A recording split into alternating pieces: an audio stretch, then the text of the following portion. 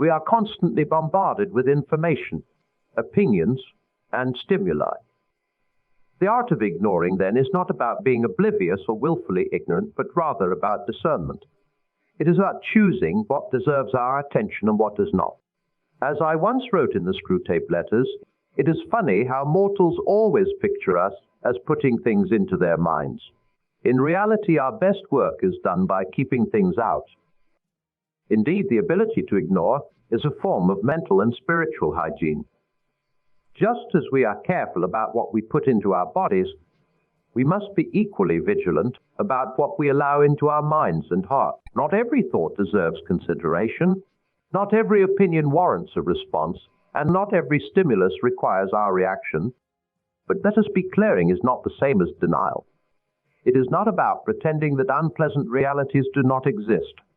Rather, it is about recognizing that while we cannot control every circumstance or the actions of others, we can control our response. We can choose what to give our energy to, what to engage with, and what to sympathize. This brings us to the second part of our philosophy, to smile.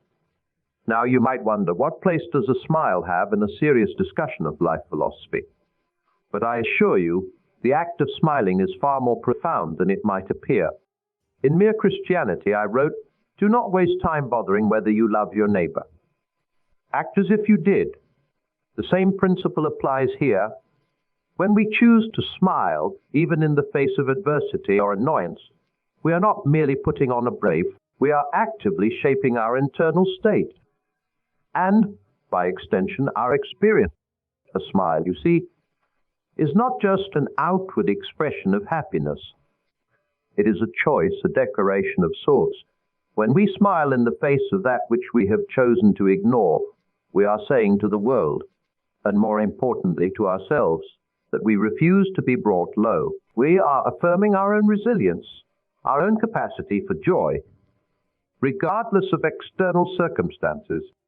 But let us not mistake this smile for a mask of false positivity. It is not about denying our true feelings or pretending that all is well when it is not. Rather, it is about choosing to focus on the good, to seek out reasons for joy even in difficult circumstances. It is about cultivating a spirit of gratitude and wonder that can withstand the storms of life. In Surprised by Joy, I wrote about the experience of joy as something that comes unbidden, a sudden piercing sweetness that catches us unawares. But I believe we can also cultivate joy, nurture it within ourselves through the simple act of choosing to smile. It is a small act of defiance against the darkness, a tiny light that, when tended, can grow to illuminate our whole being. And now we come to the third part of our philosophy, to move on. This perhaps is the most challenging aspect of all, for it is one thing to ignore that which does not serve us, another to maintain a positive outlook, but quite another to continue forward, to progress, to grow. Moving on requires a certain detachment, a willingness to let go, not just of negative experiences or emotions, but sometimes even of things we once held dear. As I wrote in The Great Divorce, there are only two kinds of people in the end. Those who say to God, "They will be done," and those to whom God says in the end, "Thy will be done." To move on is to align ourselves with a higher purpose, to recognize that our journey is ongoing, ever evolving. But what does it mean to move on? It is not merely about physical movement or the passage of time. To truly move on is to grow, to learn, to become more than we were before. It is about progress, not just in our external circumstances, but in our internal landscape. Consider, if you will, the image of a river. It flows continually, never stagnant, always moving forward. Yet it does not bemoan the landscapes it leaves behind, nor does it anxiously anticipate what lies ahead. It simply flows, carving its path through the earth, shaping and being shaped by the Jesus. This, I believe, is what it means to truly move on.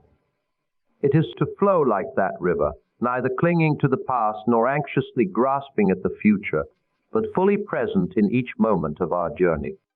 Now, you might be wondering, how do these three elements, ignore, smile, and move on, work together. How can we apply this philosophy in our daily lives? Imagine, if you will, that you encounter a rude comment from a colleague. The old you might have dwelled on this comment, allowed it to sour your mood, perhaps even engaged in a confrontation, but armed with our new philosophy, you choose to ignore the comment, recognizing it as unworthy of your energy and attention. You smile, not because the comment was pleasant, but because you choose joy over bitterness. And you move on, not allowing this small negativity to derail your day or your purpose.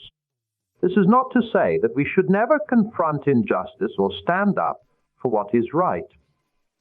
As I wrote in The Lion, the Witch and the Wardrobe, wrong will be right. When Aslan comes in sight, at the sound of his roar, sorrows will be no more. When he bares his teeth, winter meets its death. And when he shakes his mane, we shall have spring again. There are times when we must stand and fight. But we must choose our battles wisely, reserving our energy for that which truly matters. The philosophy of ignore, smile, and move on is about discernment, resilience, and growth. It is about choosing where to focus our energy, maintaining a positive outlook in the face of adversity. But let us delve deeper into each of these elements, for they contain multitudes within them. To ignore, as we have discussed, is not about willful ignorance. It is about selective attention. In a world that constantly demands our engagement, that seeks to provoke our reactions at every turn, the ability to ignore it is about recognizing that not everything requires our response, that not every stimulus deserves our reaction. Think of it as a form of mental stewardship. Just as we are careful about what we eat, what we read, what we watch, we must be equally discerning about what thoughts and emotions we allow to take root in our minds. As I wrote in the Screwtape Letters, the safest road to hell is the gradual one. The gentle slope, soft underfoot, without sudden turnings, without milestones, without signposts. In the same way, the road to mental and emotional turmoil is often paved with small irritations, minor grievances, petty conflicts that we allow to occupy our minds. By choosing to ignore these, not in the spirit of apathy, but in a spirit of wise discernment, we free our minds and hearts for more important matters. But how do we cultivate this ability to ignore? It begins, I believe, with self-awareness. We must become attuned to our own reactions, our own triggers. We must learn to pause in that moment between stimulus and response, to ask ourselves, does this truly deserve my attention? Is this worthy of my energy? This pause, this moment of reflection, is crucial, for it is in this space that we reclaim our power of choice. We are not merely reacting to the world around us, but consciously choosing how to engage with it. Now let us turn our attention to the second part of our philosophy, to smile. A smile, as we have discussed, is more than just a facial expression. It is a choice, a declaration of our internal state. When we choose to smile in the face of that which we have ignored, we are not denying the reality of our circumstances. Rather, we are choosing to focus on a different reality, one of hope, of joy, of possibility. We are, in essence, practicing what I would call active optimism. In the last battle I wrote, "I've come home at last. This is my real country. I belong here. This is the land I have been looking for all my life, though I never knew it till now. Come further up, come further in." This sense of homecoming, of belonging, a joy, this is what we access when we choose to smile. But let us be clear, this smile is not a mask to hide behind. It is not about pretending that all is well when it is not. Rather, it is about choosing to focus on the good even in the midst of difficulty. It is about cultivating a spirit of gratitude and wonder that can withstand the storms of life. Think of it as a form of spiritual exercise. Just as we might train our bodies to become stronger and more resilient, we can train our spirits to find joy, to maintain hope, even in challenging circumstances. And like any exercise, it becomes easier with practice. Start small, Find one thing each day to smile about, genuinely and wholeheartedly. Perhaps it's the warmth of the sun on your face, or the kindness of a stranger, or the simple pleasure of a cup of tea. As you practice this, you'll find that your capacity for joy grows. You'll begin to see reasons to smile, even in unlikely places.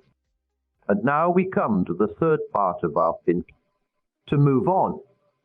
This, perhaps, is the most challenging aspect of all, for it requires us to let go, to release our grip on that which we cannot control, and to continue forward on our journey. Moving on is not about forgetting or denying what has happened. It's about accepting it, learning from it if we can, and then continuing on our path. As I wrote in The Voyage of the Dawn Treader, adventures are never fun while you're having them. The same can be said of life's challenges. They are rarely pleasant in the moment, but they shape us, mold us, prepare us for what lies ahead. To move on, to recognize that we are on a journey, that our current circumstances, whether good or bad, are not our final destination. It is to have faith in the process of life, in the unfolding of our story. But how do we cultivate this ability to move on? It begins, I believe, with acceptance. We must accept that change is a constant in life, that nothing, neither our joys nor our sorrows, lasts forever. As I wrote in The Problem of Pain, God whispers to us in our pleasures, speaks in our conscience, but shouts in our pains. It is his megaphone to rouse a deaf world. When we accept the transient nature of all things, we free ourselves from the need to cling, to grasp, to resist the natural flow of life. We become like the river we discussed earlier, flowing with the currents of life rather than fighting against them. But moving on is not just about acceptance, it's also about growth.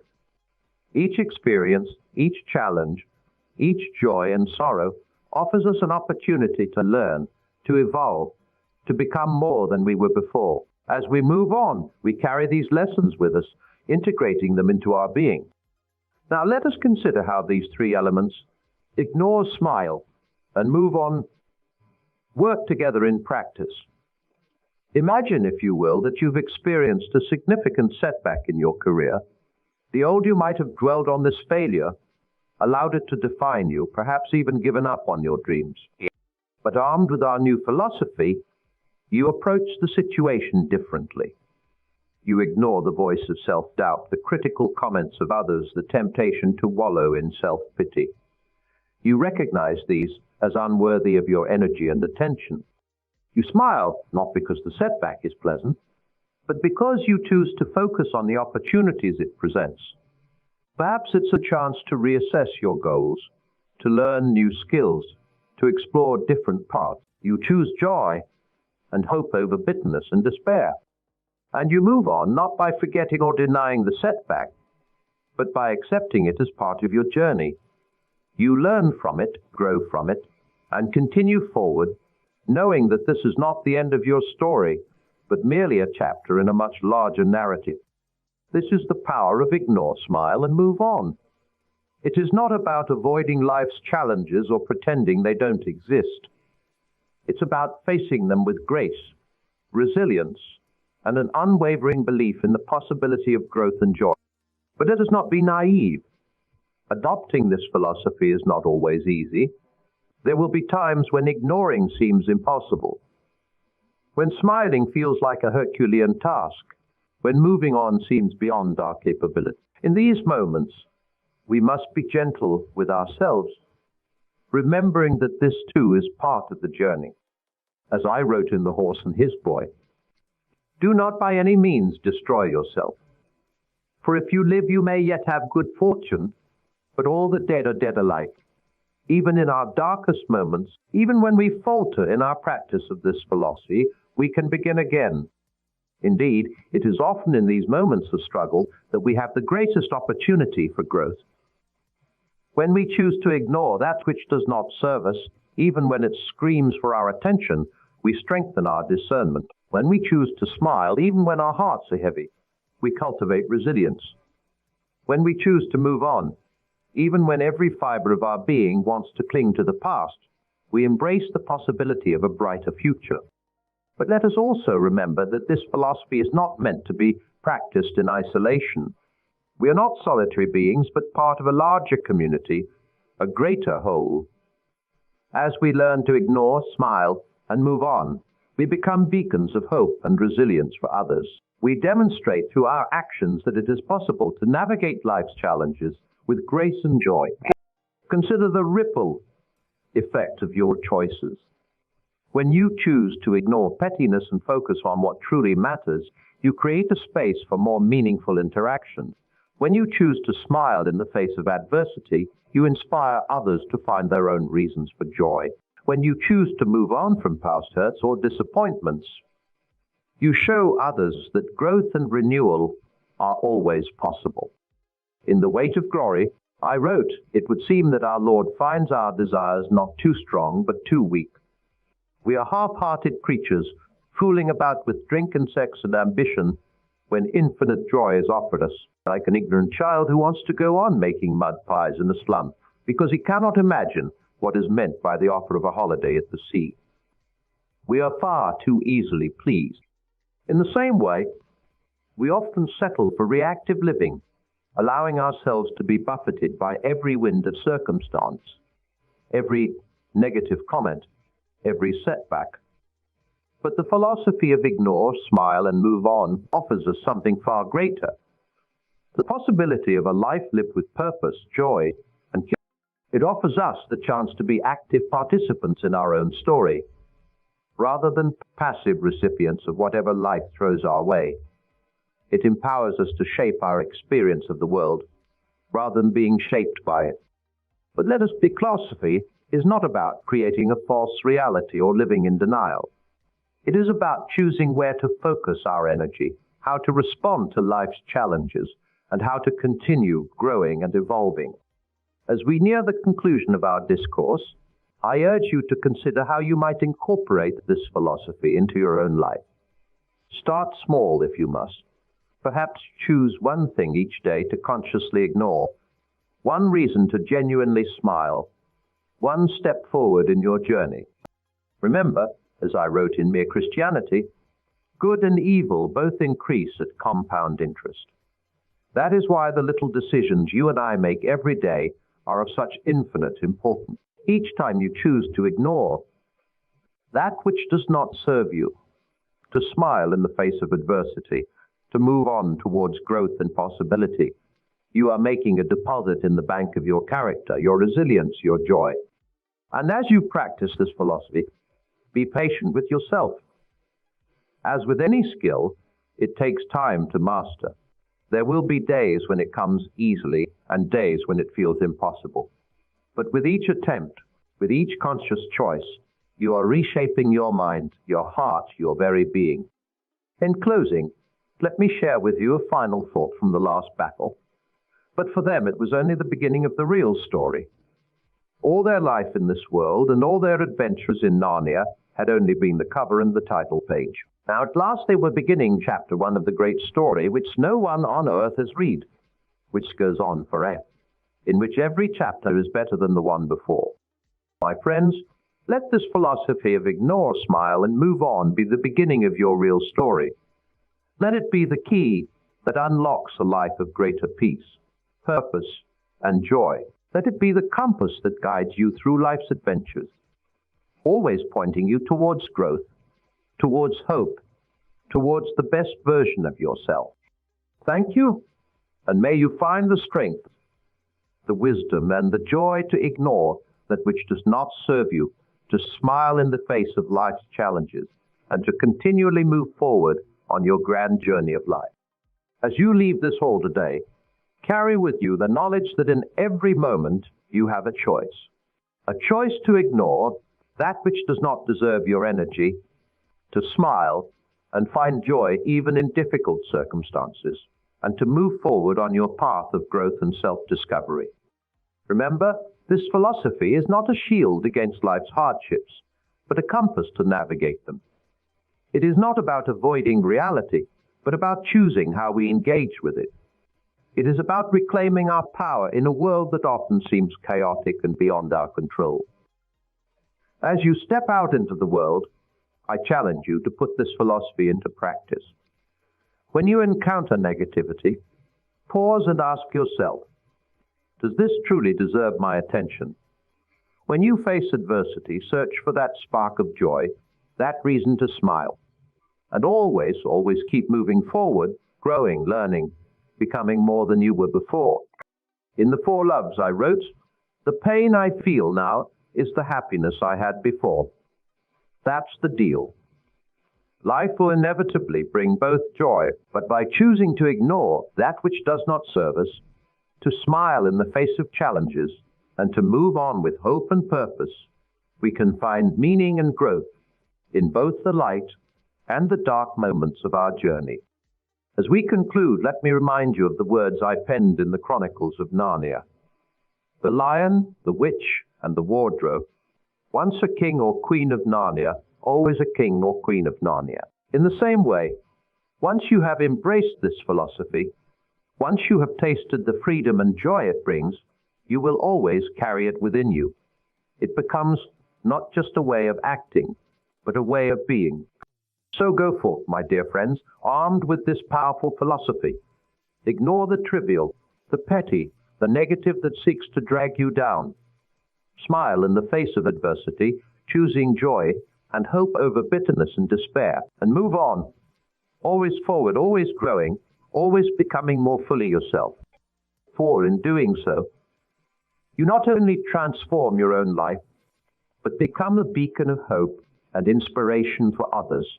You become living proof of the resilience of the human spirit, of the power of choice, of the possibility of joy, even in the midst of life's storms. And remember, as I wrote in The Last Battle, all their life in this world and all their adventures had only been the cover and the title page. Now at last they were beginning chapter 1 of the great story which no one on earth has read, which goes on forever, in which every chapter is better than the one before. Let this philosophy of ignore, smile, and move on be the beginning of your great story. Let it be the key that unlocks chapters of your life filled with purpose, joy, and endless growth. Let it be the thread that weaves together the tapestry of your experiences into a masterpiece of resilience, wisdom, and love. As you leave here today, know that you carry within you the power to shape your reality, to find joy in the journey, and to continually evolve into the best version of yourself. The choice is yours in every moment to ignore, to smile, and to move on. Thank you. And may your journey be filled with the wisdom to discern, the strength to persevere, and the joy that comes from living a life of purpose and growth. Go forth and write your great story, one choice at a time. And so, my dear friends, as we draw this discourse to a close, let us remember that the philosophy of ignore, smile, and move on is not just a set of actions, but a way of being. It is a commitment to living with intention, to choosing our responses rather than merely reacting to circumstances. In every moment, in every interaction, in every challenge you face, you have the opportunity to practice this philosophy, to ignore that which does not serve your highest good, to smile and find joy even in difficult times, and to move forward with purpose and hope. As you step out into the world, carrying this philosophy with you, know that you are embarking on a grand adventure, an adventure not of external conquest, but of internal growth and transformation, an adventure that will lead you to discover depths of strength, wells of joy, and heights of wisdom you may never have imagined possible. Remember, as I wrote in Mere Christianity, aim at heaven and you will get earth thrown in. Aim at earth and you get neither. By aiming at this higher way of living, this philosophy of ignore, smile, and move on, you are setting your sights on something greater than mere survival or worldly success. You are aiming at a life of purpose, of joy, of continuous growth and evolution. And so, my friends, I send you forth with hope and expectation. Hope for the journey that lies ahead of you, and expectation of the growth and transformation that awaits. May you find the courage to ignore that which does not serve you, the strength to smile in the face of adversity, and the wisdom to keep moving forward. always growing, always becoming more fully yourself. Thank you, and may your journey be blessed with moments of profound insight, unexpected joy, and continuous growth. Go forth and live your great story, one choice at a time, ignoring, smiling, and moving on towards the best version of yourself and the life you are meant to live.